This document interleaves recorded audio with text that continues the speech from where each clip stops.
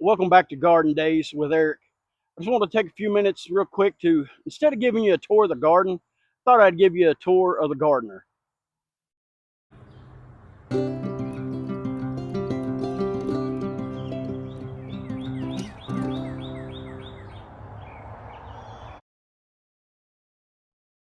Thought I'd talk to you for a few minutes, tell you a little bit about myself, where I come from, what I'm about. I put together a list of questions that I wanted to ask to make sure tell you everything I want to tell you. Um, Tell you what, question number one, my first memory of gardening. My first memory of gardening, I live and grew up in Southwest Virginia.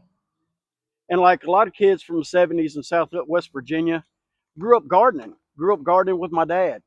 I remember my dad taking a big 50-foot by 70-foot garden, and the first thing we did was plow it under.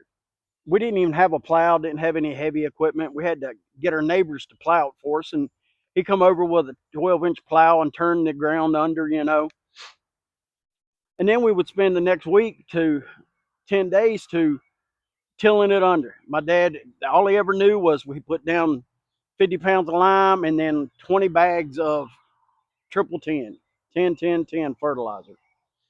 Um, it was backbreaking work.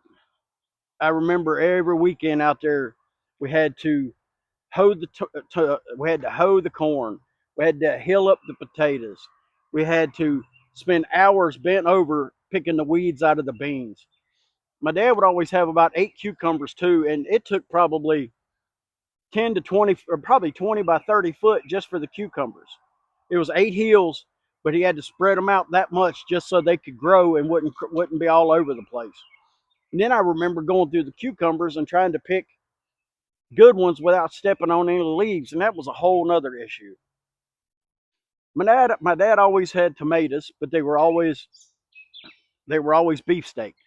And then we had green beans, but they always had to be Blue Lake. And then there was corn, and it always had to be bicolored corn. My cucumbers, they always had to be straight 8 cucumbers because they made the best for pickling.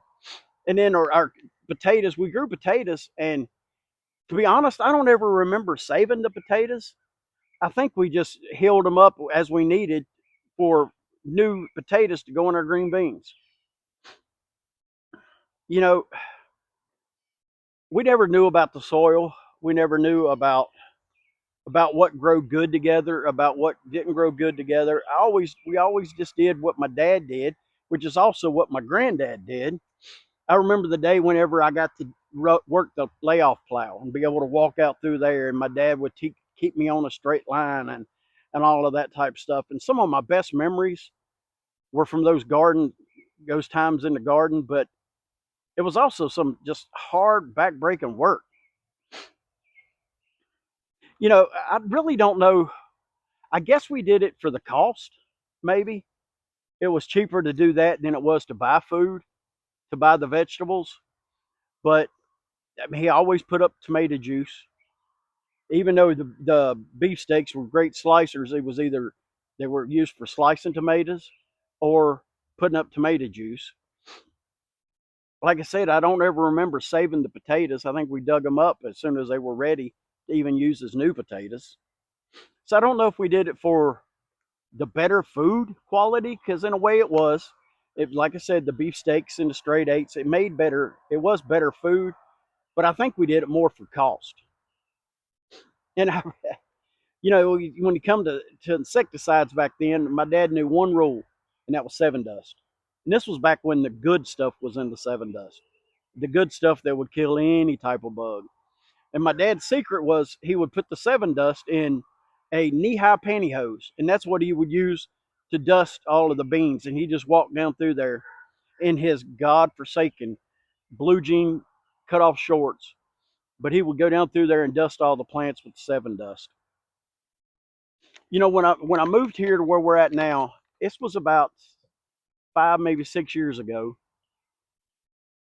This was about the time when I finally found Back to Eden video. And if you ever get a chance to watch it, I highly recommend it. It's a long video, but it's well worth the watch.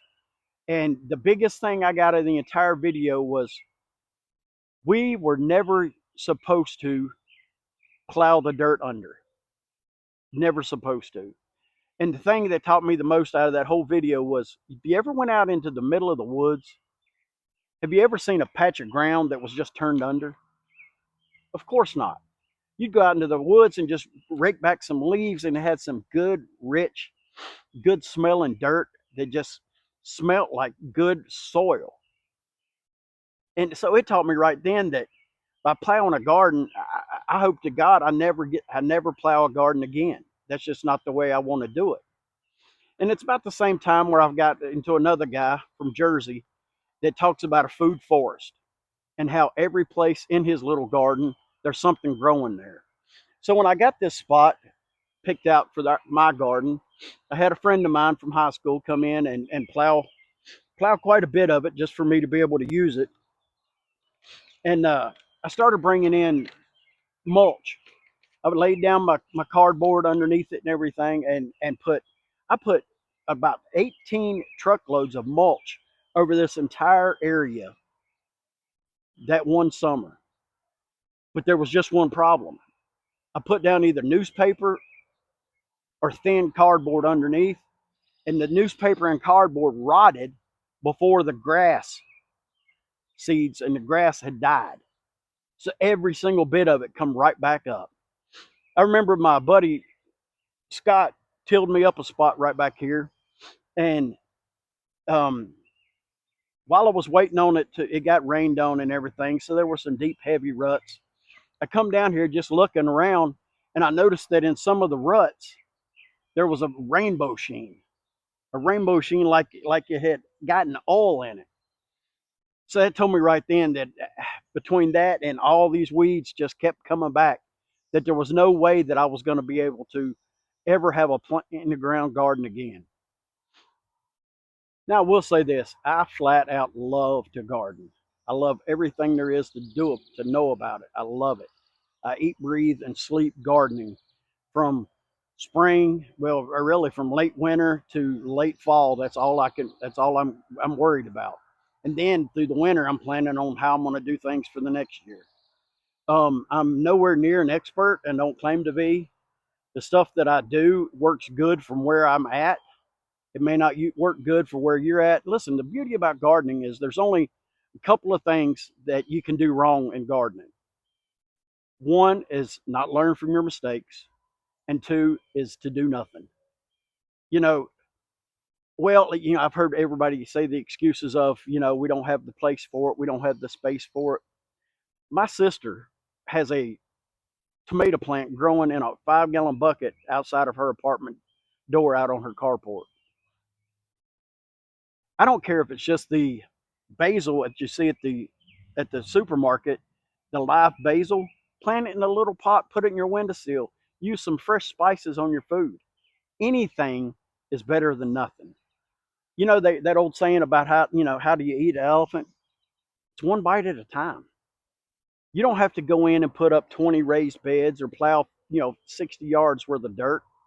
Just do as much as you can with what you have. I was saying just the other day on Facebook about how we as a people have gave up our life, gave up our health over convenience. The lines at the fast food places aren't getting any shorter. They just keep getting longer and longer. And you hear those stories, and I've witnessed some of it. You hear those stories about people saving a fast food hamburger and then pulling it out a year later and it still hasn't rotted. I looked up, if you want to scare yourself, look up sometime on the ingredients in your favorite fast food place's French fries. You'll be surprised if it's not going to be just potato, oil, and salt.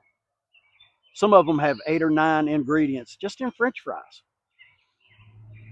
So my gardening has changed more from necessity into better quality food. I'm not listen. I had 4 years ago. I had 3 years ago. I had kidney cancer, and I'm not saying kidney cancer was caused by any of that, but I do know that it did not help my kidneys by eating that junk. So any little thing I can do today to help my later days make them more enjoyable, I need to do. So let me wrap this up. I'm going to keep doing what I'm doing the best way I can.